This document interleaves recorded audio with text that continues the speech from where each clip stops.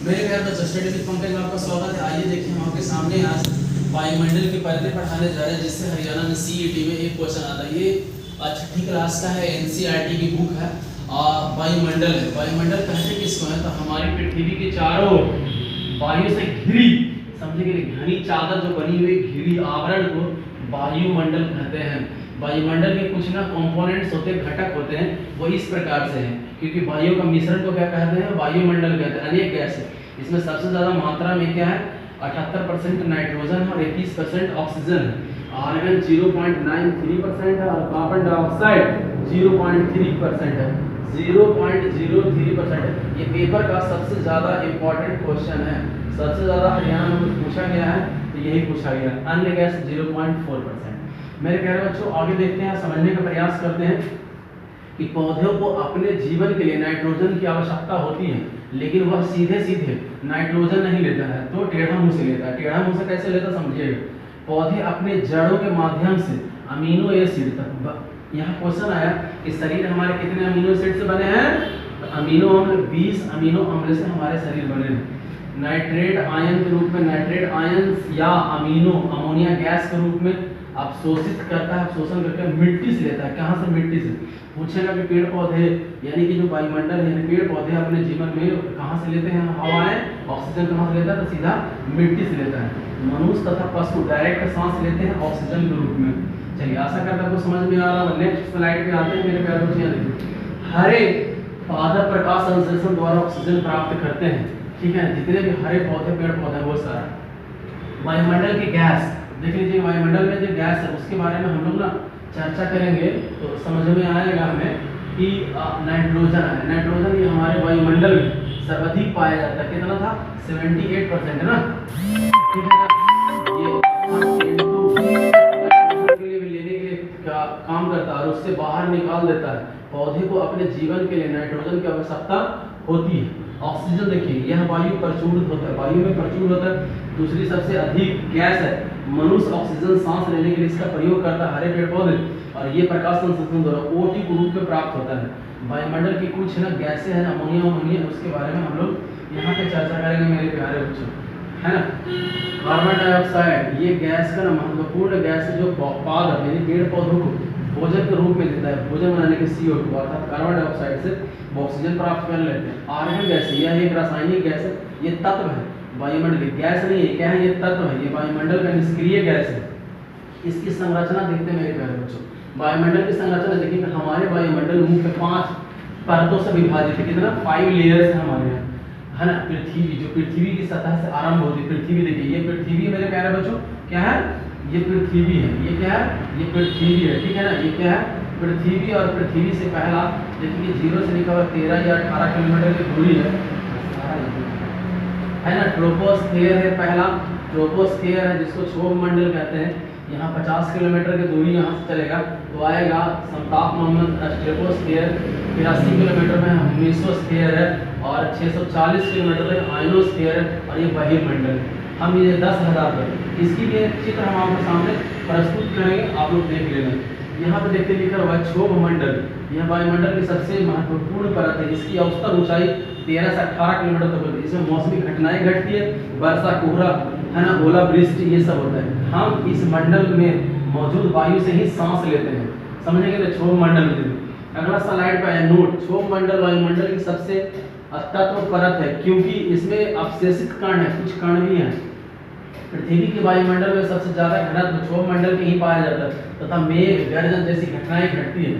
वायुमंडल की जलवाष्प की कुल 90% भाग क्षोभ मंडल में ही पाया जाता है। अगला है समताप मंडल। समताप मंडल में हम लोग देखेंगे गौर से मेरे प्यारे बच्चों। यह मंडल ऊपरी भाग कहलाता है, ये 50 किलोमीटर का लोग फैला है। इस मंडल में हवाई जहाज उड़ता है। इसमें ओजोन गैस की परतें पाई जाती है। यह परत सूर्य के आने वाले हानिकारक गैस पराबैंगनी किरण से हमारी रक्षा करती है। इस मंडल में कोई भी मौसमी घटनाएं या बादल नहीं होती, इसलिए यहाँ पे वायुयान आराम से उड़ता है। मध्य मंडल आ गया। देखिए, मध्य मंडल में है कि वायुमंडल की तीसरी परत है। यह समताप मंडल के ठीक ऊपर होता है। अंतरिक्ष में प्रवेश करने के लिए वाले पिंड इसी में से जाते हैं। अधिकांशतः उल्का पिंड यहीं से जाते हैं। अगला ये चौथा है आयन मंडल। यह वायुमंडल की चौथी परत है। इस मंडल में ऊंचाई के साथ तापमान भी पुनः बढ़ता है, ठीक है ना। इस मंडल में वायु में विद्युत आवेशित तरंगे होती है। विस्तार इसका होता है 80 से 400 किलोमीटर तक।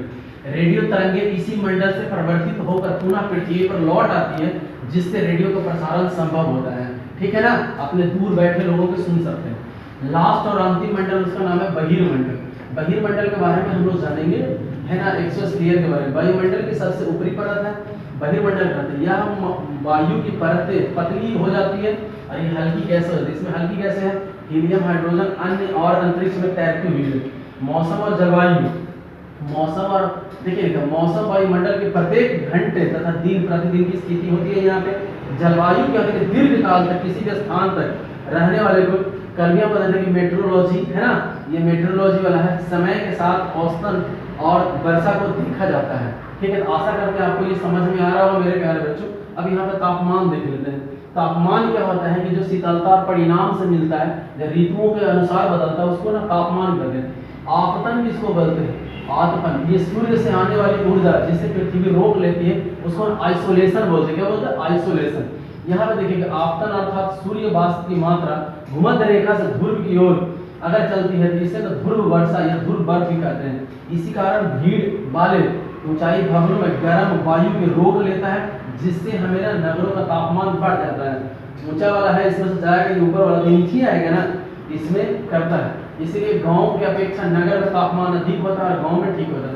विकिरण, सफेद प्रकाश, पराबैंगनी किरण, अल्ट्रावायलेट, ये जो विकिरण है यानी अल्ट्रावायलेट रेस से आती है, यहाँ पे भी यही हालात है। और यहाँ पे भी कुछ उदाहरण देखे, दिन के समय में एसोस्फेट से बनती है सड़कों एवं जो हमारे यहाँ चौक पे चलता है और कंक्रीट से बनी होती है ना, चौक से बनी होती है भवरे, मुक्त हो जाता है।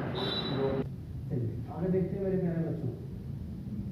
आगे देखिए जो अभी हम जो मंडल पढ़े थे उसके बारे में यहाँ पे चर्चा है। ये देखिए कि सबसे पहले नीचे चलेंगे तो ये 0 से 18 किलोमीटर ये पृथ्वी है।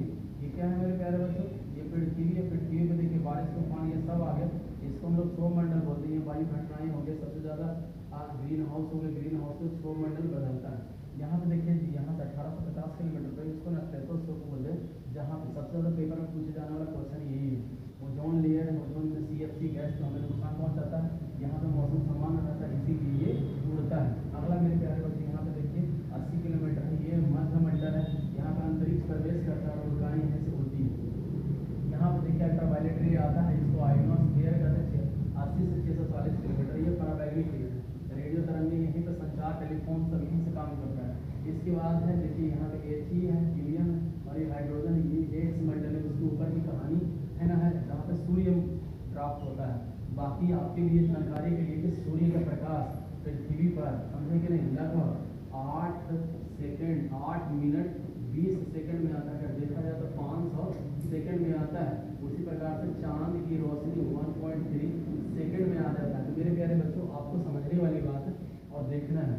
आशा करते हैं आपको समझ में आ रहा होगा। थैंक यू, आपका दिन शुभ हो।